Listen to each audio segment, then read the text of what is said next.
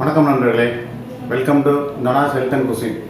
இன்றைக்கி நம்ம என்ன பார்க்க போகிறோம்னா, ஹெல்த் அண்ட் குசினில் ஒரு வைரஸ் ஒன்று வந்திருக்கு. சிகா வைரஸ் அது பேர். அது பார்த்திங்கன்னா இப்போ கேரளாவில் ஒரு 15 பேருக்கு மேலே வந்து பாதிக்கப்பட்டிருக்காங்க. ஸோ அது என்னடா சிகா வைரஸு, அது எப்படி பரவுது அப்படின்னு பார்த்தீங்கன்னா, அது வந்து கொசு மூலமாக பரவுது. நம்பர் 1 வந்து கொசுக்கடி மூலமாக பரவுது அப்படின்றாங்க. அது ஒரு வைரஸு.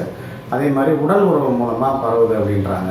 இந்த 2 விதத்தில் வந்து அந்த வைரஸ் வந்து பரவுது அப்படின்றாங்க. ஸோ இந்த வைரஸ் சிகா வைரஸ் உண்மையிலேயே நிறைய பேருக்கு வந்து புதுசாக இருக்குது, கேள்விப்படாத ஒரு பேராக இருக்குது. ஆனால் ஏற்கனவே இருக்கிறது தான் இது. இதோட பூர்வீகம் எங்கன்னு பார்த்தீங்கன்னா, இது எங்கேருந்து தொடங்குச்சு அப்படின்னு பார்த்தீங்கன்னா, முதல்ல உகாண்டான்னு ஆப்பிரிக்கா நாட்டில் வந்து அங்கே குரங்குகளுக்கு வந்தது. 1947 குரங்குகளுக்கு முதலாக வந்து இதுமாதிரி சிகா வைரஸ்னு ஒன்று இருக்கிறத பார்த்தாங்க. அது வந்து குரங்குகளை பாதித்தது. அதுக்கப்புறம் பார்த்திங்கன்னா ஒரு 5 வருஷத்துக்கு அப்புறமா பார்த்திங்கன்னா அது வந்து அதே ஆப்பிரிக்காவில் உகாண்டாவில் இருக்கிற மக்களுக்கு வந்து ஒரு 5 வருஷத்துக்கு அப்புறமா வந்து அந்த சிகா வைரஸ் பரவ ஆரம்பிச்சிது. அப்புறம் அதுக்கப்புறம் பார்த்திங்கன்னா ஆப்பிரிக்கா கண்டத்துலலாம் பரவச்சு, அதுக்கப்புறம் உலகம் எல்லாம் பரவி வந்துக்கிட்டு இருக்குது. சிகா வைரஸ்ஸு வந்தாக்கா என்ன செய்யும், என்ன சிம்டம்ஸ் இருக்கும், யாருக்கெல்லாம் வரும் அப்படின்னு பார்த்தீங்கன்னா, யாருக்கெல்லாம் வரும்னா அந்த கொசு கடிக்கிறவங்களுக்கும் உடல் உறவுன்னு சொல்லியிருக்கோம். இது வந்து என்ன அப்படின்னா, கொசுக்கடி ரைட்டு. இன்னொன்று வந்து அது எப்படின்னா, நம்ம வந்து எப்படி நம்மளுக்கு எய்ட்ஸ்லாம் இருந்தோ, அதுமாதிரி பால்வினை நோய்கள்லாம் இருந்தோ, அது மாதிரி இவங்க ஒருத்தவங்களுக்கு இருக்கிறது வந்து இன்னொருத்தவங்களுக்கு அந்த மாதிரி நிலைமையில் வந்து தொத்தும் அப்படின்னு சொல்கிறாங்க. ஒரு சிலருக்கு வந்து போகிறதே தெரியாது. இப்போ சிகா வைரஸ் இப்போ ஒருத்தருக்கு வந்திருக்கு, எனக்கு வந்துட்டு போகுது அப்படின்னா, அது பாட்டுக்கு வரும் போகும், ஒரு நல்ல ஒரு உடல் ஆரோக்கியமாக இருக்கும், எதிர்ப்பு சக்தியோடு இருக்கும் அப்படின்னா வர்றதும் தெரியாது, போகிறதும் தெரியாது. ஒரு 2-3 நாள் இருந்துட்டு போகும், எந்த சிம்டம்ஸும் காமிக்காது. ஆனால் ஒரு சிலர் ஜுரம், அதே மாதிரி கண்ணெல்லாம் சிவந்து போகிறது, தடிச்சு போகிறது, இது மாதிரி இந்த முட்டி வலி, இது மாதிரி சிம்டம்ஸோடு இருக்கும்.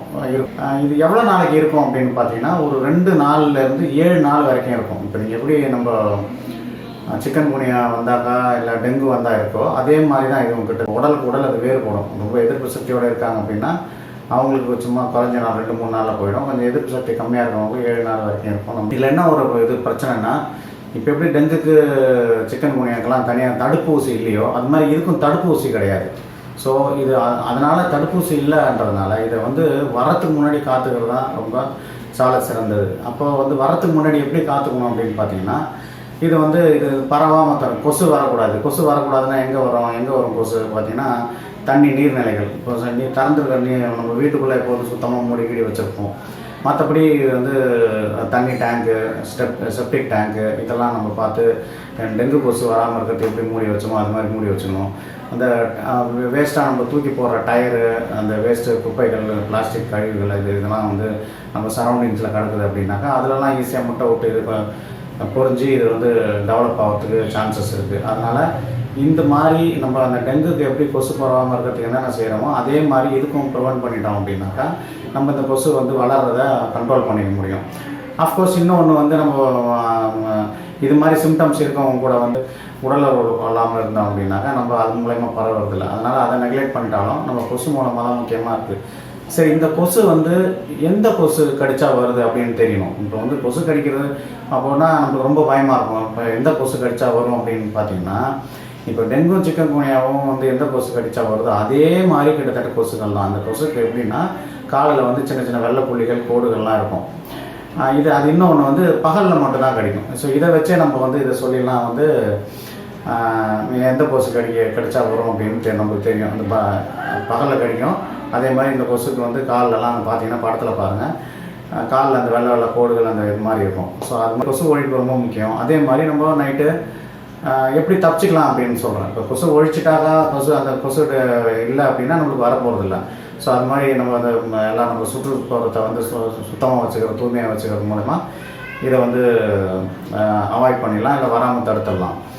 ஸோ நம்ம வரைக்கும் பார்த்துக்கலாம். இப்போ அடுத்த ஏரியா இன்னும் கொஞ்சம் தள்ளி அங்கேருந்து உருவாகி வருது அப்படின்னா அதெல்லாம் நம்ம அவாய்ட் பண்ண முடியாது. அதனால் அது மாதிரி கொசுகள் வந்து கடிக்கும் அப்படின்ற பட்சத்தில் நம்ம வந்து ஒரு நெட்டு வலைக்குள்ளே வந்து படுத்து தூங்குறது அதெல்லாம் வந்து வந்தது. இல்லை வேறு ஏதாவது ரிப்ளண்ட் நம்ம யூஸ் பண்ணுறோம் அப்படின்னாக்கா ஆல்ரெடி அது மாதிரி யூஸ் பண்ணி கடிக்காமல் நம்ம பார்த்துக்கணும். அது ரொம்ப முக்கியம். முன்னாடியே போய் தடுப்பூசி ஏதாவது போட்டுக்கலான்னா போட முடியாது. அதனால் இந்த கொசுக்கடியெல்லாம் தப்பிக்கிறது தான். இது மட்டும் இல்லை, சிகா வைரஸ் மட்டும் இல்லை, நம்ம சிக்கன் குனியா டெங்கும் வராது. ஸோ இந்த மூணுக்குமே வந்து இந்த இந்த வகையான கொசுக்கள் கடிச்சு தான் வருதுன்றது வச்சுருக்காங்க, இந்த வகையான கொசுக்கள் அப்படின்னு. இதோட மேக்சிமம் நம்மளுக்கு பாதிப்பு என்ன, மனுஷனுக்கு இது கடிக்கிறதுனால இல்லை இந்த ஜிகா வைரஸ்னால மேக்சிமம் பாதிப்பு, அதிகபட்ச பாதிப்பு என்ன அப்படின்னாக்கா, அதிகபட்ச பாதிப்புன்றது வந்து முடக்குவாதம். இது நரம்பியல் சம்மந்தப்பட்ட இது பார்த்திங்கன்னா முடக்குவாதம், இந்த கை கால் எழுந்துக்காதுக்கு பேரலைஸ்ட் ஆகாது.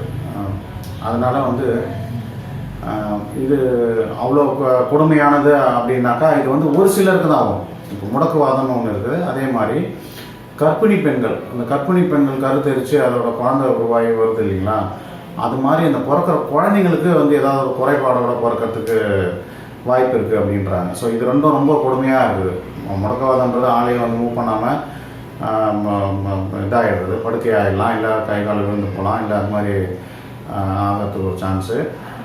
அதே மாதிரி ஒரு சிலருக்கு வந்து கர்ப்பிணி பெண்களுக்கு வந்து இது வந்து இந்த ஜிகா வைரஸ் தொத்துமையானால் அவங்க வந்து பெற்றெடுக்கும் குழந்தைங்களுக்கு வந்து ஒரு குறைபாடோடு இருக்கும் அப்படின்றாங்க. ரொம்ப முக்கியமானது இது வந்து எல்லாருக்கும் வருமா அப்படின்னு பயங்கர வேண்டாம். இது ஒரு சிலருக்கு மட்டும் இது மாதிரி வரும். மீதி பேருக்குலாம் நம்ம சொன்ன மாதிரி மூட்டு வலி, கண் வீங்கி போகிறது, சிவப்பாகிறது, ஜுரம் அதோட போயிடும். ஒரு சிலருக்கு மட்டும் இப்படி வரும் அப்படின்றாங்க.